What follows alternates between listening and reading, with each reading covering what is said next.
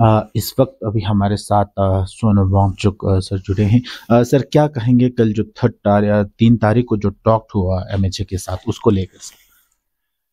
मैं सबसे पहले तो ये समझता हूँ कि ये एक मरहले का पहला कदम था और ये पहला कदम जैसा हमें बताया जाता है काफ़ी कामयाबी से हुआ, तो इससे मैं खुश हूँ।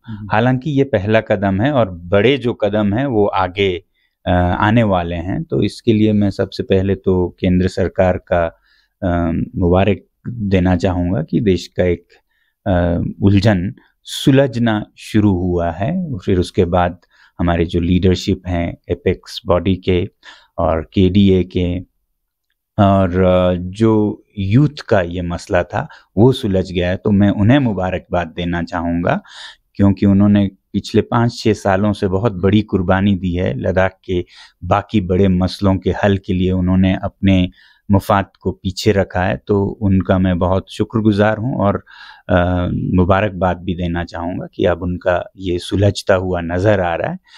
फिर बहुत ख़ास कर मैं उन सभी लद्दाख के लोगों का शुक्रिया अदा करना चाहूँगा जिन्होंने इसमें इतनी कुर्बानियाँ दी, क्योंकि जिस तरह की संजीदगी इस बार के मुज़ाकरात में देखने को मिले वो पहले कम मिलता था, और ये इसलिए था कि लद्दाख के हर हिस्से से लोगों ने बहुत बड़ी तादाद में शिरकत की। आपको पता है कितने ही लोग तो यहाँ भूखे रहे 21 दिन तक, कुछ 10 दिन तक, कुछ हफ्तों तक, और फिर 150 लोग तो यहाँ से पैदल चले। तो उनमें से हर शख्स जो इतनी तकलीफ़ें लेकर आगे आए लद्दाख के मुफाद और हमारे जो लीडर्स हैं उनके हाथ मजबूत करने के लिए, उन सब के लिए एक ये पहले कदम में कामयाबी की मुबारकबाद होगी।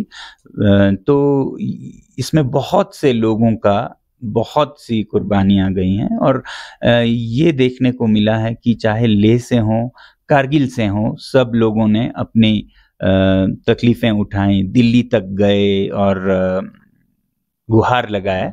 तो उसी वजह से एक संजीदगी ये है कि इसे अब सुलझाना चाहिए, क्योंकि अवामी हुकूमत है तो आवाम की आवाज़ को सुनी जाती है। तो मैं इस तरह से खुश हूँ, मगर हमें ये नहीं भूलना चाहिए कि ये सिर्फ पहला कदम है। सबसे बड़ी चुनौतियाँ आगे हैं और मैं उम्मीद करता हूँ कि जिस खुश मिजाजी से, सद्भावना के साथ दोनों तरफ से टॉक्स में गए और खुले दिल से इस पे बहस व मुज़ाकरात किए, वैसा ही अब जो हमारे जमहूरियत के मौजू है बहाल करने की, और फिर जो सेफ गार्ड मुफावजात हैं उन पर भी वैसा ही दिलदारी हो और दोनों तरफ से, ये मैं उम्मीद करूँगा। और ये भी मैं साथ ही साथ कहना चाहता हूँ कि इस बार के लिए भी हमें तैयार रहना होगा आवाम को, कि उम्मीद तो यही करेंगे कि ऐसे ही आगे भी हो, नहीं हो तो फिर हमें और तकलीफ़ें उठाने के लिए तैयार रहना होगा। और जो हमारे लिए सपोर्ट पूरे हिमालय से मिला, जम्मू कश्मीर से हो या हिमाचल से हो या पूरे मतलब नॉर्थ ईस्ट तक के और पूरे हिंदुस्तान से मिला, उन सब का हमें बहुत दिल में शुक्रगुजार होना चाहिए कि इस मसले को सिर्फ लद्दाख के लोगों का मसला ना समझकर पूरे देश के लोगों ने अपना मसला समझा। तो ये मैं कहना। सर कल के जो 3 दिसंबर को टॉक हो उसको लेकर आपकी उम्मीदें किस तरह की थी सर? मेरी उम्मीदें थी कि थोड़ा और ज़्यादा मुज़ाकरात हों, मगर मुझे ये भी समझ है कि एक दिन में सारे कुछ नहीं हो सकते हैं। तो उम्मीद ये थी कि जो बड़े 2 इश्यूज़ हैं, जमहूरियत और मुवाज़ात के, सेफ गार्ड्स के, उस पर इन प्रिंसिपल एग्रीमेंट हो कि हाँ हम उस पे बात करेंगे अगले आने वाले में, और फिर जिस मौजू को वो लेते हैं उस पे पूरी तरह गहराई से बात हो। मेरे ख्याल से वैसा ही हुआ। अब यही ज़्यादा देखने की बात है कि अगले मीटिंग में जो इन प्रिंसिपल डिस्कशन के लिए राजी हुए हैं उस पे क्या वो होता है। तो उस तरह से कहूँगा ऐसा ही उम्मीद था। जो जैसे कि कल टॉक्स आए उसके बाद जो नतीजा है उसको लेकर लद्दाखी जो लोग हैं उसमें काफ़ी कंफ्यूजन है कि गैजेटेड को लेकर किस तरह की नतीजे आए हैं, क्या ग्रुप ए है, ग्रुप बी है, उसको लेकर क्या?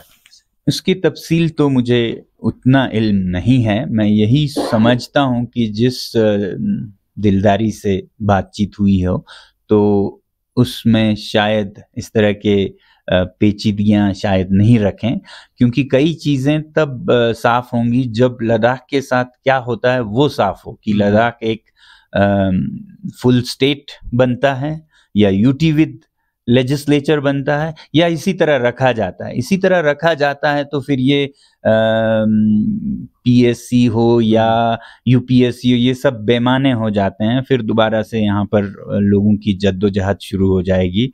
तो सब इन्हिसार करता है कि आगे लद्दाख की हैसियत क्या रहती है। जैसे कि सर केडीए के जो मेंबर और एपेक्स के जो मेंबर है उनका जब दिल्ली के बाहर जो मीडिया इंटरेक्शन था, उनका कहना है कि आने वाले जनवरी में फिर से जो 3 पॉइंट पर बात किया जाएगा सरकार की तरफ से, उसको लेकर क्या कहेंगे? 3 पॉइंट तो नहीं, मेरे ख्याल से 2 पॉइंट पे होंगी, क्योंकि पार्लियामेंट्री सीट्स का तो मसला नहीं है। अगर इसे अभी हल मानते हैं या इसके तफसीलात में वो ऑफिशियल लेवल पे जाते हैं तो जो मुहाफ़ज़ात हैं, सेफ गार्ड्स, जो कि 6 शेड्यूल में मांगा गया है लोगों के ज़रिए, और जो स्टेटहुड की बात है उस पर बात होनी चाहिए। ख़ास तो वही हैं तो जो सबसे बड़े चुनौती वाले, ये जो एम्प्लॉयमेंट का है, ये तो बहुत पहले भी किया जा सकता था। ये क्यों नहीं हुआ है? क्योंकि वो 2 फैसले नहीं हुए हैं, इस वजह से ये अटका हुआ था। तो ये एक गैर ज़रूरी अटका हुआ मसला था जो कि हल हुआ, अच्छा हुआ, और तकलीफ़ें हुई हमारे नौजवानों को, उसको मैं एक कुर्बानी समझता हूँ। तो अंत में सर किस तरह की संदेश देना चाहेंगे पूरे आवाम की? मैं यही कहूँगा कि पुरउम्मीद रहें मगर पुरतैयारी भी रहें कि सफ़र लंबा भी हो सकता है। हम ये ना सोचें कि ये हो गया तो सब हो गया, अभी तो असली जो मसले हैं वो आगे आने वाले। थैंक यू सर, बहुत। तो अभी हमारे साथ सोनम वांगचुक सर बात कर रहे थे कि जो 3 तारीख को जो टॉक हुआ और आने वाले जनवरी को जो टॉक होने वाले उसको लेकर। कैमरामैन सोनम रिंचिन के साथ मैं जुबिन दाखिल।